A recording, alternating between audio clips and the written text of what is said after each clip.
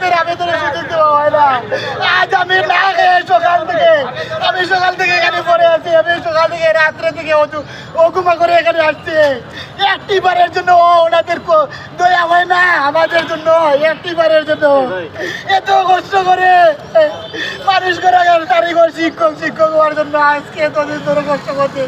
এই বুকের মধ্যে বসে লালন করেছে শিক্ষকতারে, আর কিছু চাই না। শিক্ষকতা জিনিসটাকে একমাত্র যারা শিক্ষকতা পেশারে বেছে নেয় তারাই বুঝতে পারে। কিন্তু আমাদের জীবনে আজকে আশার প্রদীপ মিলে গেল। এই আশার প্রদীপ কেন আমাদের কামড়ালে গাড়ি বের করে ওনাদের গাড়ি বলে ওনারা পরীক্ষা নিতে পারেন না ঠিক সময়ে, আর আজকে আমাদের উপর দায় পড়তেছে। 4টা বছরের মধ্যে কি আমরা একটা কোনো বিজ্ঞপ্তি পাবো না? এটা কোন ধরনের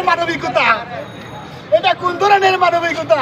এটা রাষ্ট্রে আমাদের প্রতি জুলুম করা হচ্ছে। এটা অন্যায়, এটা অবিচার। এটা এই মানুষের এটা দেখতে পাচ্ছেন না। আজকে এই সার্টিফিকেট দিয়ে কি করবো?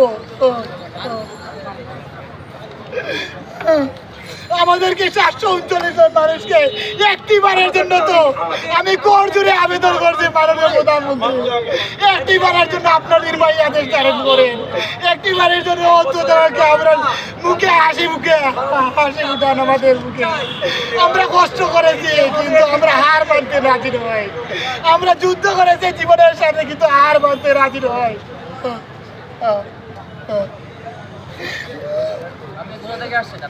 আমি সিলেট জেলা থেকে এসেছি। আমার বালাগঞ্জ থানা পড়ছে, সিলেট জেলা।